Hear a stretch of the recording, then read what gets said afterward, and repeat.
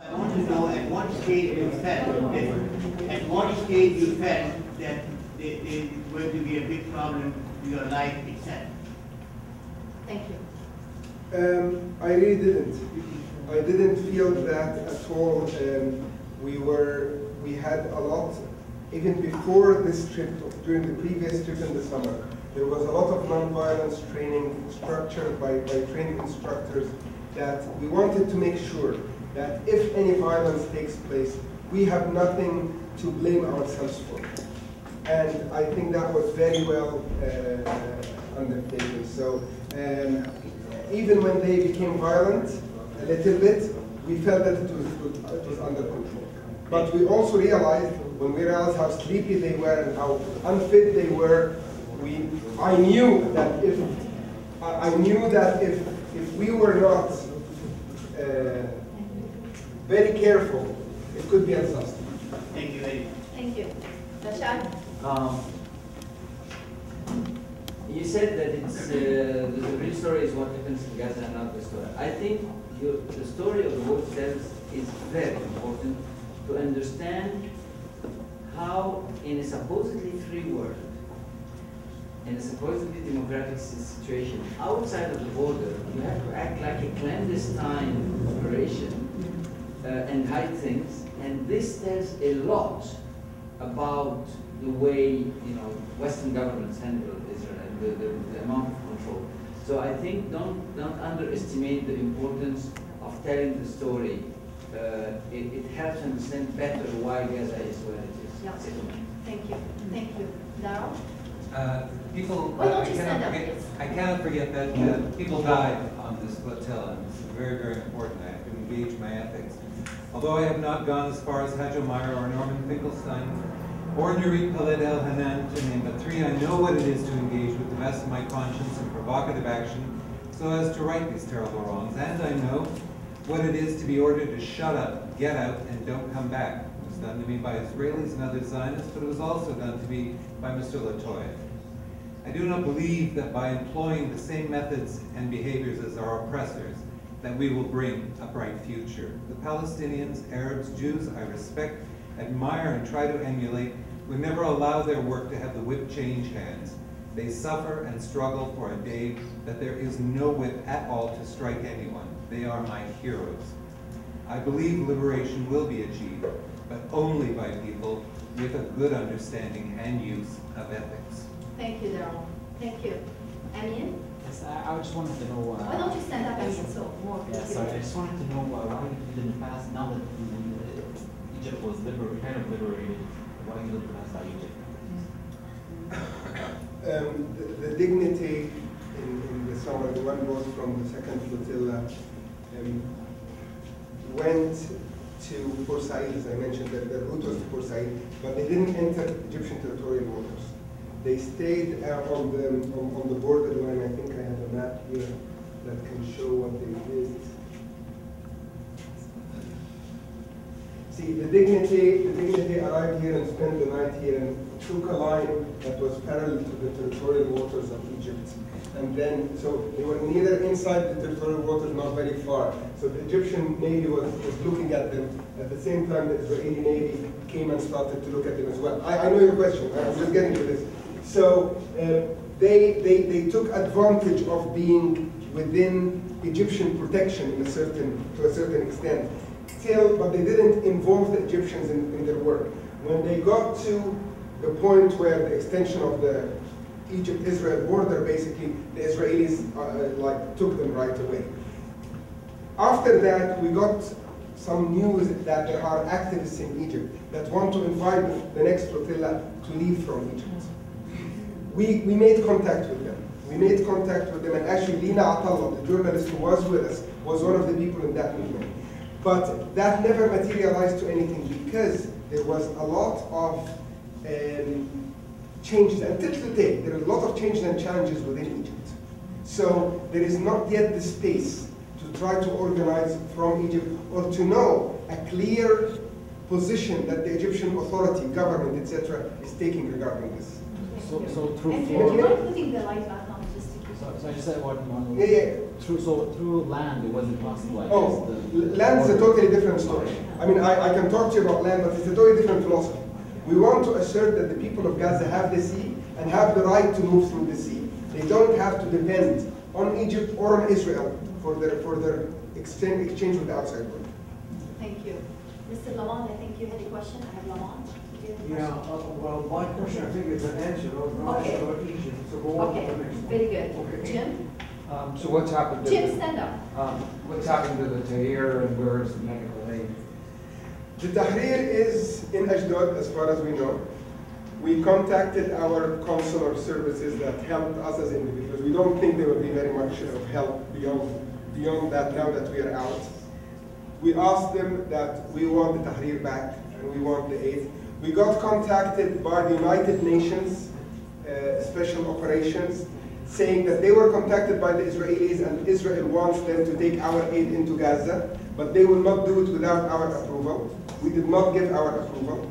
We are going to, we're working on doing a public campaign about that. Now that our boat was proven not to carry any weapons, now that our aid is there, we want to take our boat and take it into Gaza.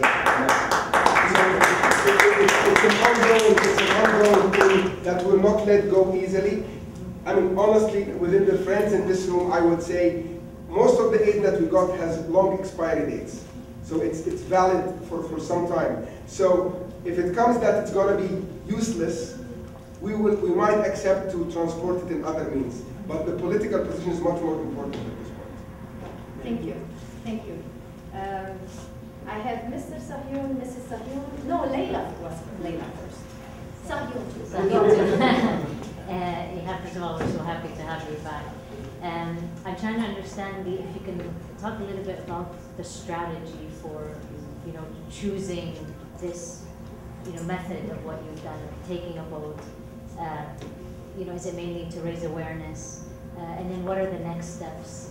Give us an idea of the strategy. Of course, don't divulge anything you don't want us to, because I don't believe there are friends anywhere, but you never know. But just give us an idea of the strategy, because I personally would like to support it. I think a lot of people would like to support, but I'd like to get an idea of Sure. the short and the longer term strategy. I mean, first and foremost is the answer to the question here. We believe that the people of Gaza should not depend on any country to have access to the outside world. And that's why the strategy was we want access from the sea. And this is not our strategy. The idea started with Free Gaza in late 2007, when they managed to reach Gaza by a few boats, and then Israel would not allow it anymore, especially not after Cast-led. So that's the general strategy, but the strategy has far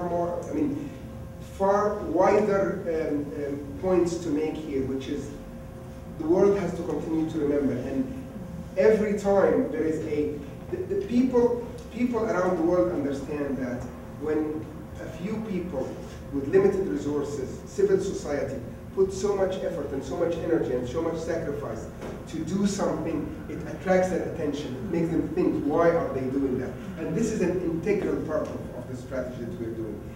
We need to always keep the attention on that, and we don't need we need to always make aid take only a limited place in what we're talking about. We're talking about human rights. We're talking about people's lives that are cut short. We're talking about unemployment, that if people in Gaza, if they don't work for the UN or for the government, they don't work, basically. There is no business. Agriculture is nearly dead. Fishing is totally dead. Industry was totally destroyed with Cast-led. These are what people need to understand.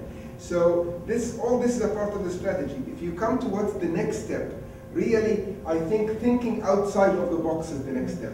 As long as we think just limited by the box and repeat what we've done before, we will not create successes. But what this taught us is we think outside of the box and we try to do something new and something really that would make a difference to all the players, which is the opponent and the supporters and the people who are sitting on the fence. Yeah. So that's basically what I can say right now. We're giving ourselves, we went through a large number of meetings over the past year. International meetings, conference calls, local meetings, to see how this should go. And there was nothing that was, it's going to go this way, and there was nothing that it's never going to go that way. We always kept our options open, and that's, I think, a reason why we got this sort of success that we managed to achieve. Thank you. Okay, Mr. Sahim? I have a small logistical question, but a bigger one. The small logistical one, would you be barred from getting into Israel again, or your passport was live? My bigger question is the UN inquiry into the flotilla, Turkish flotilla, showed that the blockade is legal, and that's the UN, but Israel used excessive force. So, in your strategy that you're working out, obviously the UN consider the blockade as being legal.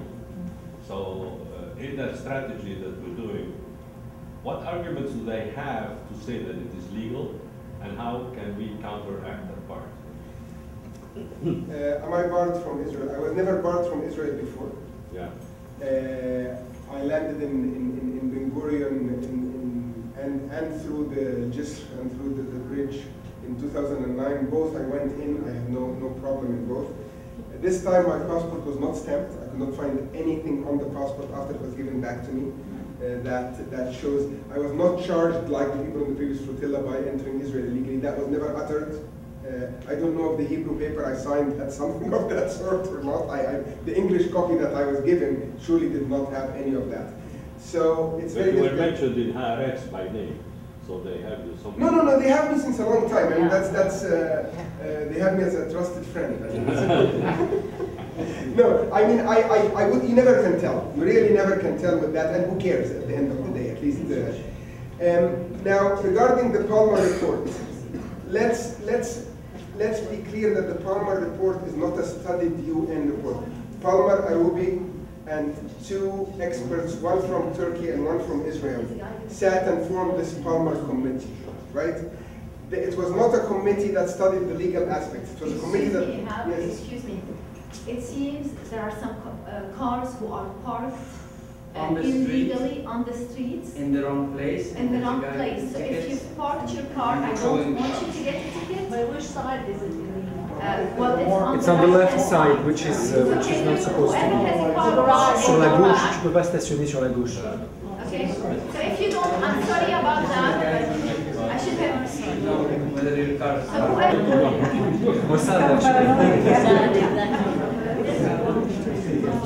Okay.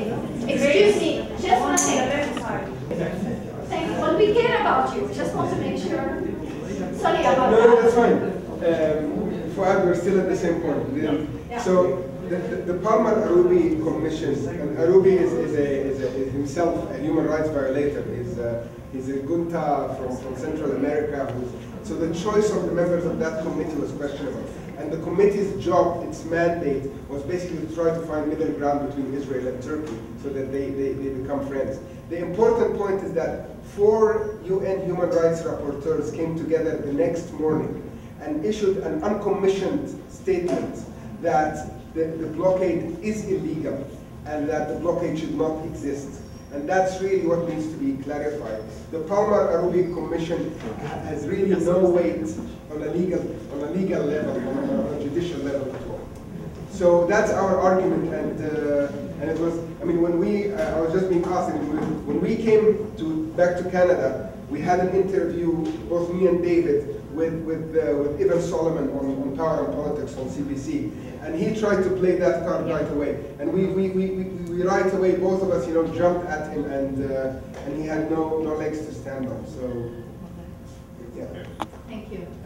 In fact, most of the questions have already been asked. But maybe I would like to know the fact that you said the secrecy of that mission helped you get closest to the coast than you would have expected, and the fact that you have to think outside of the box. Does that mean that you will be doing more boat trips, or you will be doing something else to go against the blockade? Really, there is no plan at this point. It's not that we're hiding it. We're basically, we just came home. I mean, and we put all our energy in getting this. The idea is not getting closer to Gaza. That's not what we achieved. What we achieved is the blockade in the summer was extended to the ports of Europe. So Israel literally made the blockade line, instead of being at the 100 line, it made it, the blockade was here. Our boat couldn't leave from here. Yes. So what we managed is to break this blockade, and we managed to leave, and we managed to approach Gaza. That's the real achievement. And we did it without Israel being able to play. Now, reaching Gaza itself would be a symbolic victory, of course. But the real victory is not one boat reaching Gaza. The real victory is the world standing up and telling Israel this blockade has to end. And that's why, you know, whatever brings us close to that is good to do in the future. We have a couple of people who want to check their cards, so I'll jump to Stuart.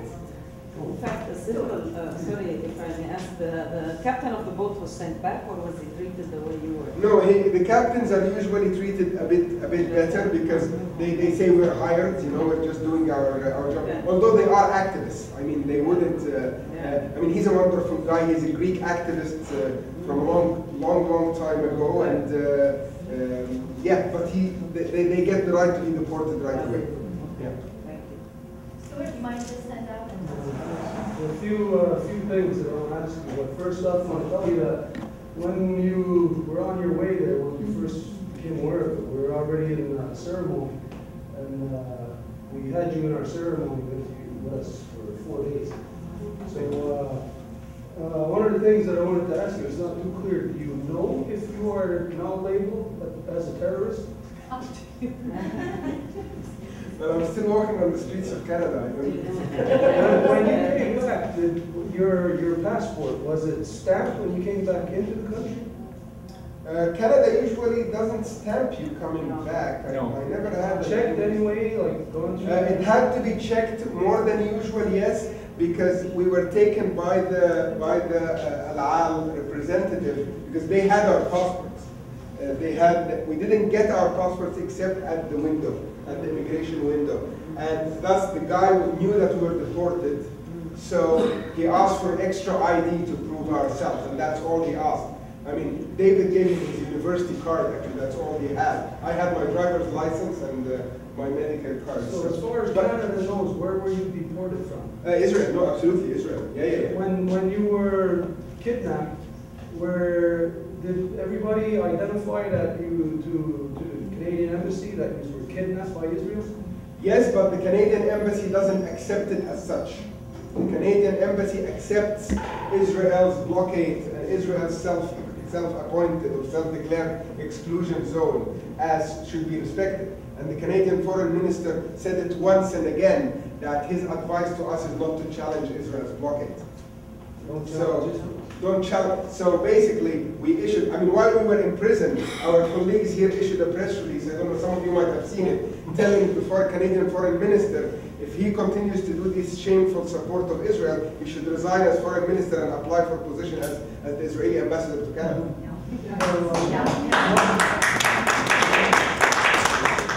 One other thing that I caught, you identified, who was it that said to you that they only have the Quran in the terrorist prison?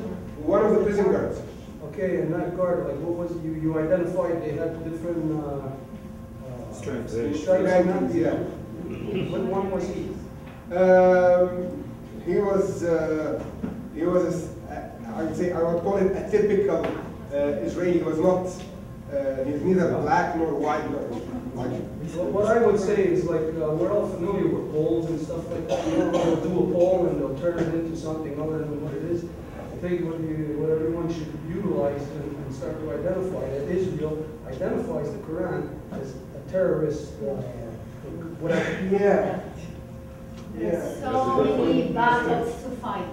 So many battles. Stuart, thank you. Stuart, just to be fair, because I said to everyone. I just wanted to say one last thing to him, to identify that I counsel with my father, and we're very proud to know you, and that we say that there should be more people like you, that it should be everybody in society who goes back home to their homelands where the problems are, go back home and fix those problems. People have run away from those problems for far too long. 500 years is too long to be away. It's time to go back home and fix those problems. Thank you, Stuart. Thank you, and thank you for being with us.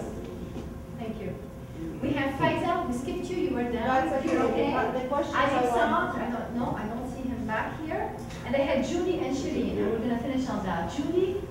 Great, I please. just wanted to know if there was a complaint that was filed in the UN. I was on the second virtual quarry in May, and the Israelis fired at us. The spirit of Rachel Corrie. Yeah. Which got in front of Aisha after that. Yeah, Okay, exactly. okay. And they filed a complaint at the UN, so I wanted to know if they did the same thing with your vote. Not that we're aware of. No? No. So they filed a complaint that you're... That we were engaging in a provocative action. I will need to ask a question. My understanding that the spirit of Rachel Corrie had a tactic that was quite different from all the other boats. You tried to sort of sneak into Gaza waters. Is that? Yeah, we actually did penetrate. Right. So through that was Egyptian waters. Yeah, through Egyptian waters into Gaza waters, and they fired over the bow, and that's why you stopped there. So that's a very different tactic than the flotilla tactic, which we identify ourselves and we want them to know that we're coming. So maybe we can chat about that. Okay, but you said you want them to know that you're coming, but you did the low profile. No. We would never have tried to sneak into Gaza waters or into their. We wanted to make sure that we leave Europe, or we wanted to make sure that we depart, that they couldn't stop us from departing. Oh, okay. That was the important message that we wanted to assert. Yeah. Well, folks, thank you so much for coming. I just had a couple of, who did I miss? Shireen. She went to check her car, she went there, left. So, folks, please join me and give him a great round of applause.